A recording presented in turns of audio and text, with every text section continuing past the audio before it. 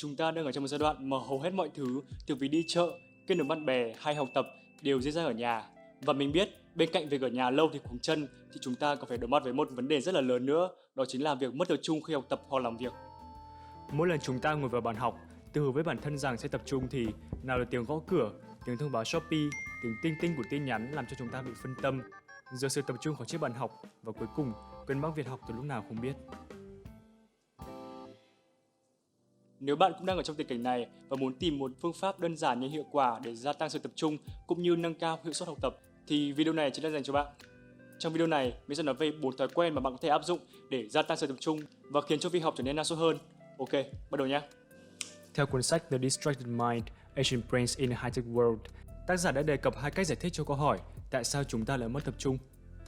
Cách lý giải dễ hiểu nhất đó chính là khi chúng ta đã theo được một mục tiêu quan trọng và sau đó một thứ gì đó xuất hiện để ngăn cản những nỗ lực của chúng ta trong việc đạt được mục tiêu đấy. Yếu tố tác động có thể khách quan như tiếng đóng cửa mạnh, cũng có thể là chủ quan khi bạn nghĩ về bộ phim mình muốn xem hay check Instagram để xem những bài post mới. Bên cạnh đó là một cách lý giải sâu hơn nhưng cũng giúp chúng ta hiểu hơn thêm về vấn đề này. Đó là việc mất tập trung thực chất xảy ra từ việc xung đột giữa hai chức năng cơ bản của não bộ. Khả năng tạo lập những mục tiêu lớn và khả năng điều hướng tâm trí khỏi những yếu tố gây xao lãng từ môi trường xung quanh trong khi thực hiện những mục tiêu đó. Vì khả năng xây dựng và duy trì một mục tiêu lớn cần một video riêng để đào sâu hơn, nên thay vì vậy, mình sẽ tập trung vào việc làm thế nào để loại bỏ hoặc giảm bớt tối thiểu những tác nhân khiến chúng ta mất tập trung.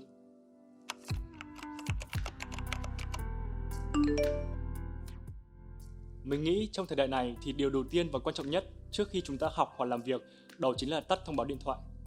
Theo Science Daily, vì nhận được thông báo điện thoại gây ảnh hưởng đến khả năng tập trung vào một công việc bất kỳ và khả năng gây xao lãng của nó ngang với việc bạn thực sự cầm điện thoại lên để gọi hay nhắn tin. Không biết bạn thế nào, nhưng với một người dùng điện thoại làm đồng hồ Pomodoro như mình thì bất cứ thông báo nào từ điện thoại, dù có tính tinh tinh hay là không, đều khiến mình mất tập trung và liếc mắt qua nó.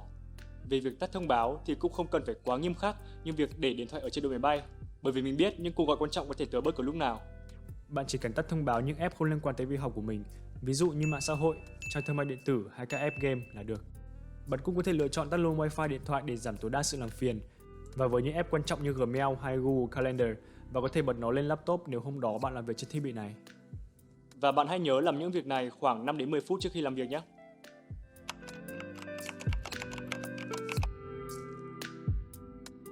Đôi khi thì việc chúng ta mất tập trung vào những thứ xung quanh đơn giản là vì có quá nhiều đầu việc, nhưng ta lại không biết phải bắt đầu từ đâu, cũng không biết phải kết thúc nó như thế nào. Chính vì thế mà việc tạo ra danh sách những việc cần làm theo từng buổi chính là gợi ý tiếp theo giúp tăng khả năng tập trung của bạn. Có rất nhiều những công cụ miễn phí và có sẵn giúp chúng ta tạo ra những danh sách này. Ví dụ đơn giản như app ghi chú trên điện thoại của bạn vẫn có thể xem và chỉnh sửa kể cả khi đã tắt wifi điện thoại, hay bạn cũng có thể dùng app Notion hoặc Google Calendar trên laptop. Cá nhân mình thì luôn dùng Google Calendar để không chỉ lên kế hoạch cho việc học trong ngày, mà là tất cả những đầu việc quan trọng trong ngày luôn, như việc học nhóm, gọi về nhà hay ăn uống, ngủ nghỉ.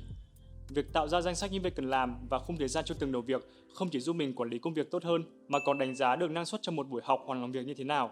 Mình có làm hết các đầu việc đặt ra không, hay mình bị lố bao nhiêu thời gian. Từ đó mà mình có thể cân đối hơn thời gian làm việc sau này. Tác nhân tiếp theo gây mất tập trung khi làm việc hoặc học tập đó chính là tiếng ồn. Ngoài những âm thanh tụt tần số dễ chịu như là tiếng gió thổi hoặc tiếng mưa, thì đa số những âm thanh bất ngờ từ không gian xung quanh như tiếng đóng cửa hay tiếng người nói ngoài đường rất dễ khiến sự tập trung bị gián đoạn và làm sao lãng bạn khỏi công việc.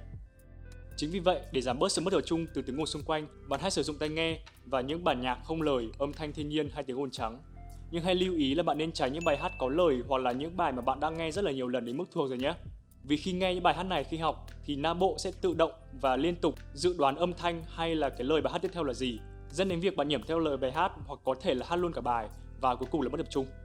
Theo như mình tìm hiểu thì việc đeo tai nghe và nghe nhạc không lời trong lúc học được gọi là background tasking. Trái với switch tasking khiến công việc trở nên kém hiệu quả, nghĩa là làm hai việc cùng lúc với sự tập trung ngang nhau mà mọi người vẫn nhầm là multitasking, thì theo Dave Crenshaw, background tasking không chỉ giúp bạn kết hợp được hai việc cùng một lúc mà còn khiến cho công việc trở nên năng suất hơn. Background tasking xảy ra khi một công việc cơ bản hoặc không có chú ý xảy ra song song với công việc chính mà bạn đang làm.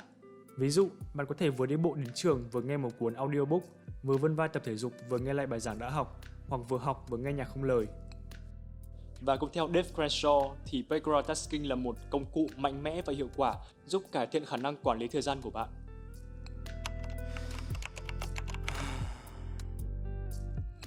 Bạn có để ý là đôi lúc dù chúng ta có chuẩn bị môi trường học tốt đến mấy, thành tích đến mấy, thì học được một lúc mắt lại dịu xuống và cơ thể trở nên mệt mỏi bất thường không? Nếu có thì thói quen thứ tư này chính là giải pháp cho bạn. Đó chính là chuẩn bị một cốc nước lọc và áp dụng Pomodoro khi học và làm việc. Về nước lọc thì chúng ta không chỉ cần nó khi khát mà có rất nhiều nghiên cứu đã chỉ ra rằng não bộ của chúng ta đa phần là nước. Chính vì thế, việc cung cấp đủ nước cho não giúp chúng ta có thể suy nghĩ, tập trung cũng như tỉnh táo hơn.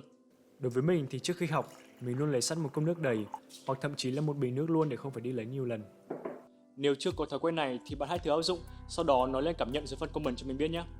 Đối với Pomodoro thì mình đã đề cập khá nhiều trong những video trước đây rồi, bạn có thể xem ở đây nhé. Cái hay của Pomodoro đó chính là bạn luôn có thời gian để nghỉ giữa giờ như một cách để refresh lại đầu óc cũng như sự tỉnh táo và tập trung. Hãy dành thời gian đó để vận động cơ thể như đứng dậy vươn vai, vặn vẹo tay chân hoặc là trò chuyện cùng một người trong nhà.